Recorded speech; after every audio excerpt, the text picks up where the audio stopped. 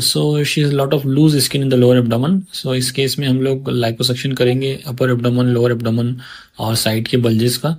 जो मार्किंग रहती है वो स्टैंडिंग पोजीशन में की जाती है, क्योंकि जब हम लेटते हैं तो कम्प्लीटली फ्लैट हो जाता है। सो फर्स्ट स्टेप पेशेंट से कंसर्न करते हैं कि उनके लिए कौन सा इंपॉर्टेंट एरिया है, सबसे ज़्यादा कहाँ पर उन्हें लगता है कि बल्ज है, कहाँ से उनको टाइट क्लॉथ पहनने में कौन सा पार्ट का बल्ज या टायर दिखता है, वो डिस्कस किया जाता है और मार्किंग करते हैं। मार्किंग करने के बाद हम लोग पेशेंट को स्पाइन एनेस्थीसिया देते हैं, जिसमें कि जो लोअर पार्ट बॉडी का वो एनेस्थेटाइज किया जाता है।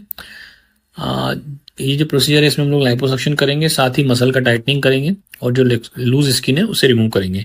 कई बार हमें अम्बलाइकस को मिसप्लेस भी करना पड़ता है, डिस्प्लेस करना पड़ता है, मतलब नई जगह से उसको निकालते हैं। अगर स्किन में लूजनेस ज़्यादा रहती तब वो करा जाता है, जिसमें कि हम लोग जो अम्बलाइकस है एब्डोमेन में नया स्किन में एक नया होल करके उसमें से अम्बलाइकस निकालते हैं। तो ये प्रोसीजर का ड्यूरेशन करीब 2 से ढाई घंटे रहता है और इसमें एक दिन हॉस्पिटल में रहने का एडवाइस किया जाता है। उसके बाद प्रेशर गारमेंट दिया जाता है जो आपको पहनना रहता है। जो सूचर्स रहते हैं और उसमें सेल्फ डिजोल्विंग स्टिचेस रहते हैं और काफ़ी नीचे रहते हैं, मतलब जो अंडर गारमेंट है उसके अंदर लाइन रहती है।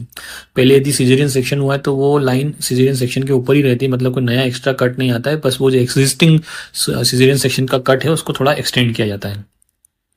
इसके बाद आप अपनी लगभग सारी एक्टिविटी 1 या 2 दिन के बाद से रिज्यूम कर सकते हैं। हेवी वर्कआउट जिसमें एब्डोमेन का यूज़ होता है वो थोड़ा अवॉइड करना रहता है, बाकी अपने रूटीन काम, घर के काम या ऑफिस के काम कर सकते हैं 2 या 3 दिन के बाद से।